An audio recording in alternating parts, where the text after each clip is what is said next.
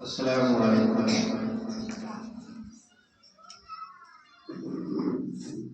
وبه نستعين وأما بعد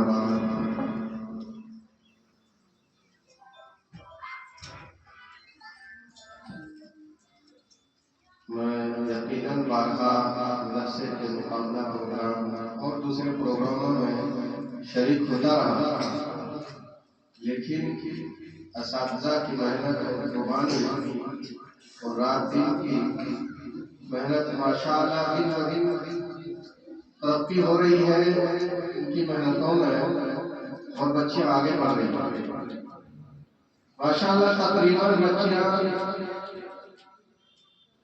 قرآن اچھا پڑھا، طرز بھی اچھا رہا، اور بہت خوبصورت پروگرام رہا۔ بچیوں کی اساتذہ کی جتنی تعریف کی جائے کم ہے، لیکن میں مولانا عمران صاحب سے درخواست کرتا ہوں کہ اگر ان کی تلاوت میں اور مزیداری لانے کے لیے اگر کوئی کیسٹ وغیرہ جیسے قاری سدائی صاحب اگر ہے تو بہتر ہے، اور بچیاں ان کا اور تھوڑا دھیان پڑھائی میں ماشاءاللہ بچوں نے خوبصورتی انداز میں قرآن پڑھا، اور طرز بھی صحیح رہا، قرآن بھی صحیح ہے، لیکن آپ جتنی جو ہے محنت کریں گے اور نکھار آئے گا، جتنی آپ محنت کریں گے خالی اوقات کو آپ ان چیزوں میں ہی دھیان دیں،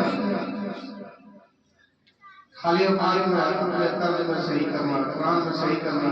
اگر کوئی نظم پڑھ رہی ہے، کسی کی نقل کر رہی ہے تو کوشش کریں کہ ہم بہو کوئی صحیح طرز اختیار کریں۔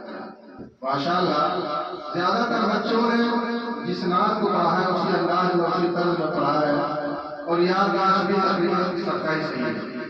میں ان بچوں کے لیے دعا کرتا ہوں کہ اللہ تعالیٰ ان بچوں کو اور ترقیات سے نوازے، اور اپنی قوم اور علاقے کے لیے یہ رہبر بنے اور ہدایت کا ذریعہ بنے۔ آمین آمین آمین آمین۔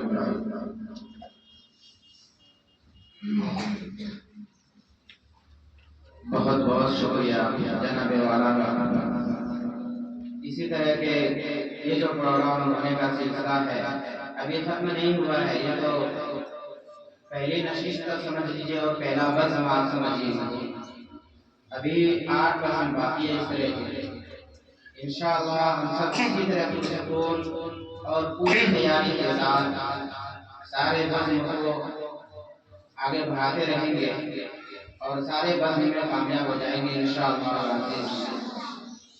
یہاں کھڑا ہونے کا مقصد صرف یہ نہیں ہے کہ میں فرسٹ آ جاؤں، سیکنڈ آ جاؤں، تھرڈ آ جاؤں۔ یہاں کھڑا ہونے کا مقصد صرف آپ کا صرف اور صرف یہ ہے کہ آپ 2-3 کلمات غیروں کے سامنے پیش کر سکیں، یہی سب سے بڑا مقصد ہے۔